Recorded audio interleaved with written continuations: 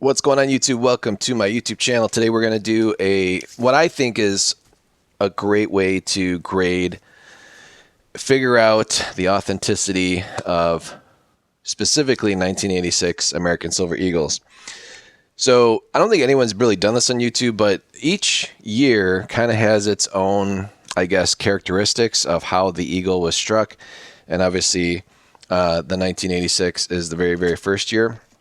So I've had the pleasure of sending American Silver Eagles, specifically 1986. I sent quite a few of them back in 2021, and they all came back mint state 69.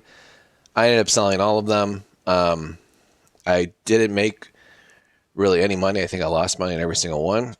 But my goal was to try and find a mint state 70, which in a 1986 can be pretty expensive, especially if you get it authenticated by PCGS. You know, I think they're like $400 or $500 still. I just don't think they exist. So most of the 86s that are remaining that are out there, their grades are getting lower and lower, meaning you're lucky to get them in state 69 if you were to submit one today, just because the ones that are out there probably have already been checked, rechecked, checked again, checked about 20 times by other dealers.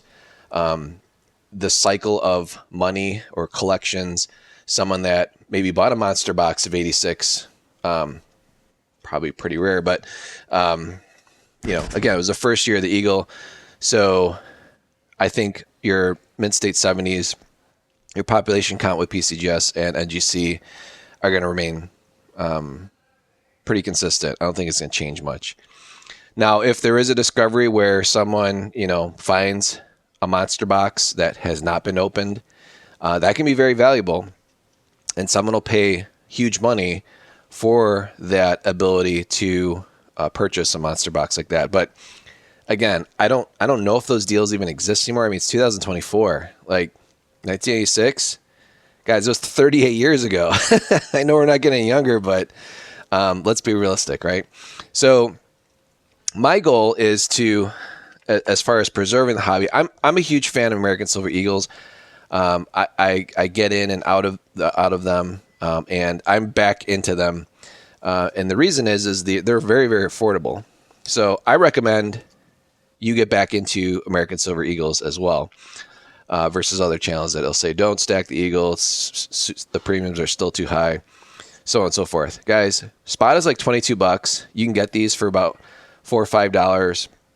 Not the 86s, but you can get like a 2024 for like $4 over spot. Like, what's wrong with paying $26 for an American Silver Eagle? It's United States, U.S. mint made, right? It's the most sought after bullion coin in the world. And if you can get it for $4 over spot, there's nothing wrong with that. But again, this video is going to specifically be about the 1986. So in my view, this is what a real life mint state 69 would look like. And we're going to zoom in a little bit more, so we could see a little bit of thing there. But more, the important spots you want to look at are the shield. You want to look for any spotting, even though it is possible to see 70s with perfectly graded coins with spotting. But where my eyes go on a coin like this is the sun. So if there's any marks in the sun, on Liberty's dress, Liberty's head, the arms, this I believe would strongly come in mint state 69. Would it come back mint state 70? No. And I've submitted coins. Again, this looks perfect to me. Probably looks perfect to you guys as well. But the chances of you or I submitting a key date or the first year issue, I guess this is a key date, right? Because this is the first year it came out, of getting mint state 70 are slim to none. Even if you unless you literally had a sealed monster box and you submitted the monster box directly to the grader, I don't even think they give you mint state 70 out of that, even though they should. Like, half the box should be 70 at that point because it's literally been in a monster box for 38 years. So anyways, so this I believe is a strong mint state 69. You can also get into not colorized, but naturally toned American Silver Eagles, and this obviously is my channel round. I'm not going to take this out of plastic because I've redone this outer plastic many, many times. So I got a Mint State 68 from PCGS. That's from 2021. So this is a cool coin where it legitimately was toned on both sides. And when I brought it to local coin shops, they're like, yeah, it looks like someone took a torch to the one side. I'm like, nah, I don't think so. Because then this side looked, I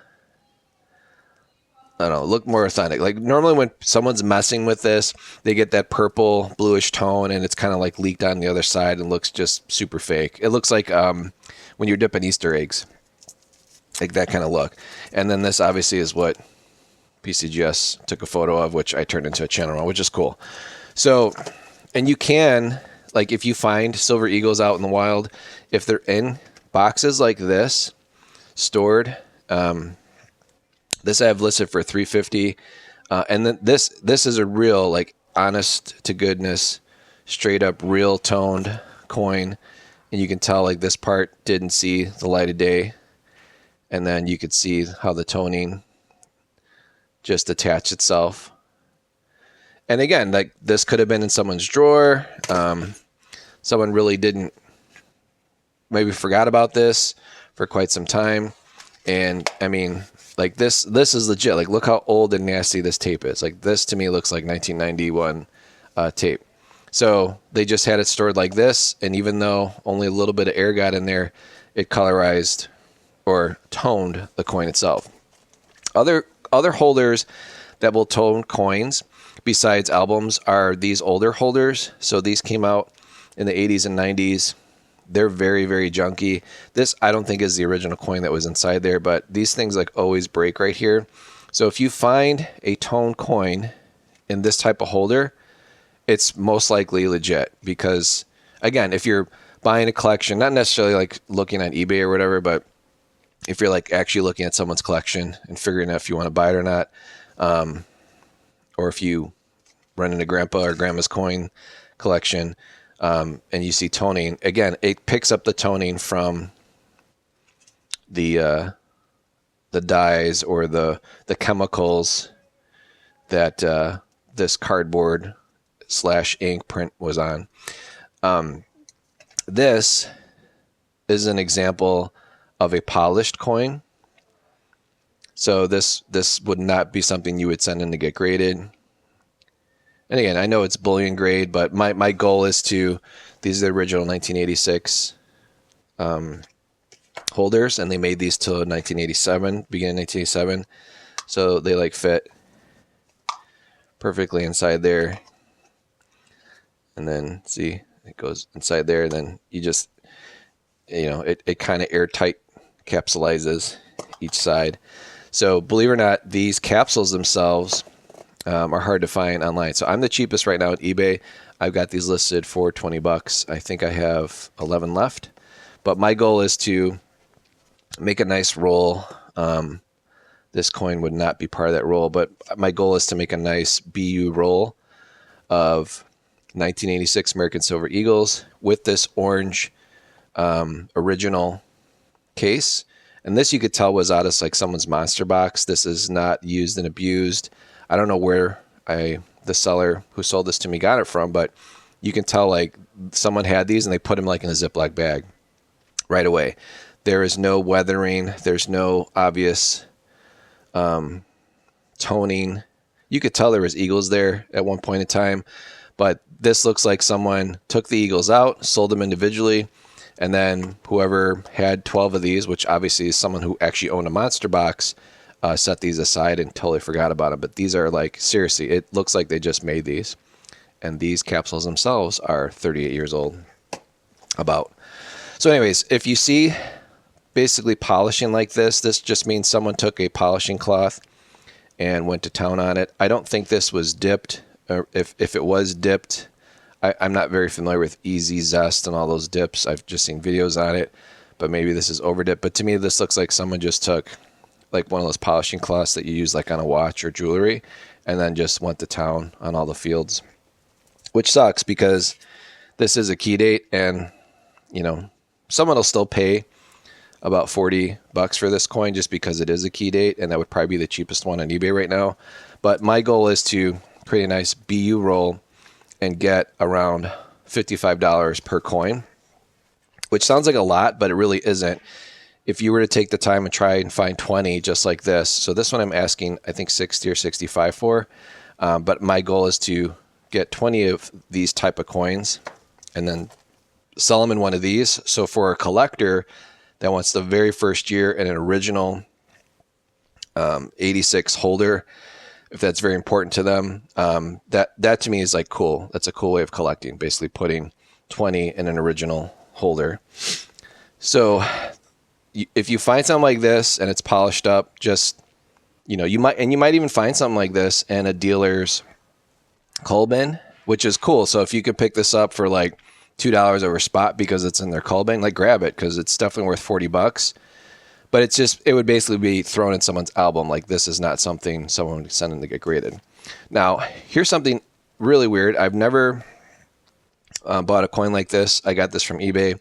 The seller is strange too. He only showed like this part and this part.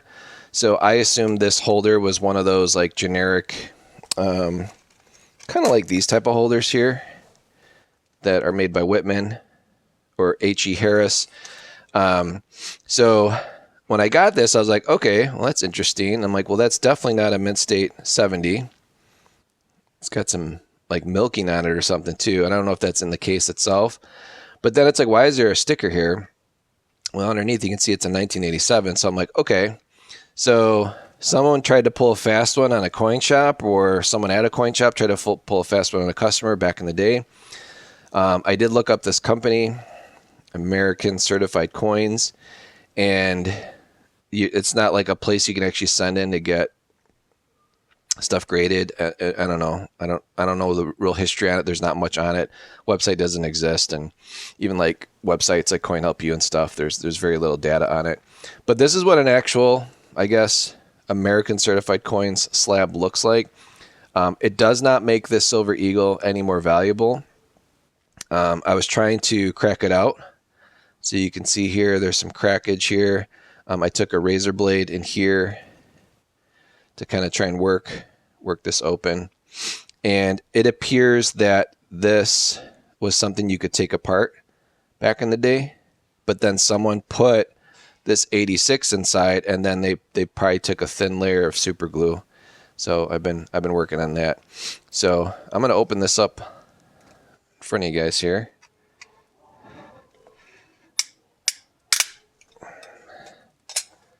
And I'm okay with this cracking. As long as you don't damage the coin, it's all good.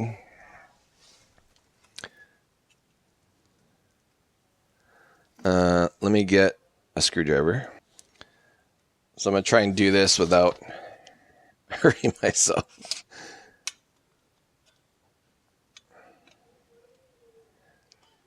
So somebody definitely like glued. Yeah, they like glued it. So they definitely put super glue here, even though it's like hard to see. But all it takes is a real thin layer. Let's see if we can do this here. I'm just going to put it in this little slot here and turn. There we go. Now we should be able to pull that off. Sort of. So if you guys get one of these type of coins, I don't think it'll be sealed like this. Yeah, there we go. So is there any like glue? Yep, there's the glue residue. See? Because like it didn't make sense. Like, dude, why does this have some sticker here in 1986? And that looks like more recent. But whatever. This has no historical value besides the fact that it was just one of many grading companies trying to do their own thing back then. It looks like one of those China holders that you could buy. So let's take a look at the coin itself now that it's out of this thing. So I didn't destroy this part because some guys asked me to, like, how do you take such nice photos of your coins? Well, if you have a Silver Eagle, and let's say you're trying to take a picture of it. So you would obviously have a glove on, although I've seen some dealers just go bare coin.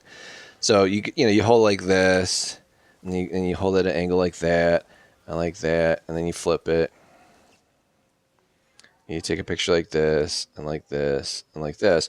But then like your finger, even in the glove, is covering some of it.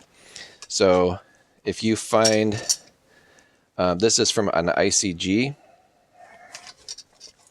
one that I cracked open. Where's the thin one? That's for the Morgans. Here, this right here. So this is from an ICG, I believe. And you just put it inside there. So now you have something to hold it with. So when you're taking photos of the coin, you're not putting your big old finger or your gloved finger over it. See how much easier that is to do that here? See? Boom, boom, boom. And then, so something like this, if you find one of these out in the wild, you could still use this plastic part if it holds the coin snugly, which I believe it does. Yep, it does. So you could even use like that to take photos of a coin. So I'm not going to throw this away. I would probably use it as a holder to display coins when I'm showing, when I'm trying to sell a coin on eBay. But this, and this is junk.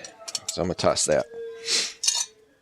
All right, so let's get a polished coin next to the one we just cracked out. So see the difference. See how this one just is way too shiny, way too polished, whereas there should be like some dullness to the strike. And you can especially see that on the flip side.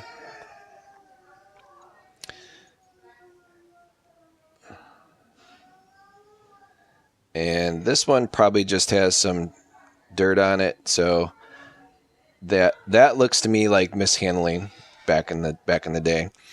So I'm going to, I don't dip my coins, but I might try some what is it called, acetone, 100% acetone. That would probably take this away. So, and if you ever have like tape or something on your coin or tape residue, you can use acetone. It will not damage silver. I've never tried acetone on copper or nickel coins, but I know when you put acetone on silver, like it doesn't remove a finish or do anything. And again, you don't want to be like on there scraping it. You just take a cotton toothpick, or not toothpick, Q-tip, just to remove the tape residue. So this actually might be milk spots though, which is okay. So that is something that would be acceptable as long as that's not like old tape residue. So again, the goal is to find 20 coins like this. So got 2 so far. I keep getting these, you guys keep buying them, but the goal is then to have 20 inside a nice tube. And then I would like to offer that for what a 55 a coin, which I believe is $1,100. Is that the correct math? Yeah, $1,100 for a 1986 original orange tube and all BU coins inside. So this guy doesn't qualify. So we're probably going to use this as money at the coin shop, or I might just list this on eBay dirt cheap for like $40 just to get rid of it. It sucks too because I thought this was nice, but some of these people on eBay, they take like really weird photos, and I thought this was a legit coin, but it's not. It's been polished. I would have never bought it had I known it'd been polished, but it's too late. Like I don't feel like returning it. I'll just sell it myself. I got it cheap enough. But this one here, I can probably make look a little bit better if that is just like mishandling residue. So hopefully you guys have learned something. Again, this is mainly on the 1986. It is the very first year of the American Silver Eagle. And by showing you, different styles of this, there's different ways to collect this. I think putting it in an old original orange tube is a very cool way to basically, you're going back to like how people got it from the U.S. Mint. So you're going back before even people started grading these. Oh, and before I let you guys go, if you find a 1986 either proof or uncirculated American Silver Eagle, they didn't make burnish back then, and you find them in a PCGS Rattler, they're worth a lot of money. There was one that came up about 6, 7, 8 months ago on eBay, and I want to say the Unk version sold for $550 and the Proof version sold for $250. But you could talk to dealers, even the older dealers, they've probably never seen one in a Rattler holder. So if you find a Silver Eagle, an 86, because that's 86 is when PCGS was doing the Rattler holders, the ones where, you have to have like shake them and the coin kind of turns around in it. Those are worth big money. They're super, super rare. And it's weird too, because it's like not on a population report, because the way PCGS, they just, they'll just popularize no matter what style holder is, but it is super rare to find an Unk, especially in an old PCGS Rattler holder, because there's really no reason to do that back then. It was kind of silly.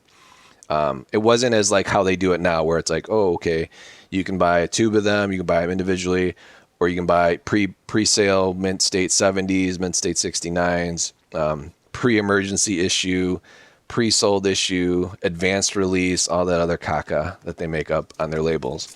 But if you find a PCGS old green holder are worth a little bit more. They have a premium. So the ones that are green up here, they'll usually have an 87 in it, though. They won't have an 86.